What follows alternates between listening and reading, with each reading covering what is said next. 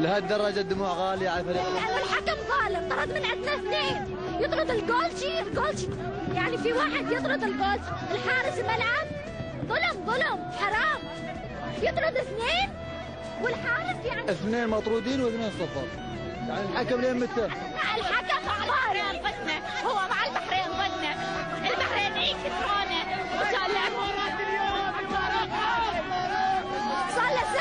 له ساعة بس كلهم يضربون اللاعبين العراقيين وما سوى لهم شيء. الحكم سيء يعني. سيء إلى درجة حكم متحيز. لازم كان يطلعوا 10 من اللعاب البحرينيين. 100 واحد غلط بس ولا واحد طلعوا. ايش هذا؟ يكسرون عادي. يعني البلنتي غلط؟ ما اعرف شو بلنتي. بس اقول حسبي الله ونعم الوكيل وان شاء الله احنا نفوز. بس اقول لك الحكم متحيز. انتوا اللي اسستوا الملعب وانتوا خسرانين. لا لحد الان خسرانين اثنين. احنا بدنا نلعب ومهم احنا موجودين بالخليج خسرانين. قبل مؤسسين الملعب بس هالمره شكلكم اسستوا على الخسائر. احنا موجودين وراح نلعب. ثالث مسيره في كاس الخليج وثالث خسائر من متى؟ بس جبنا اسيا، لا تنسى كاس اسيا جابوا العراق. احنا ابطال اسيا. هذا اول بس احس ابطال اسيا حتى يلعب مثل العراق. لا خسرانين بس خسرانين بشرف.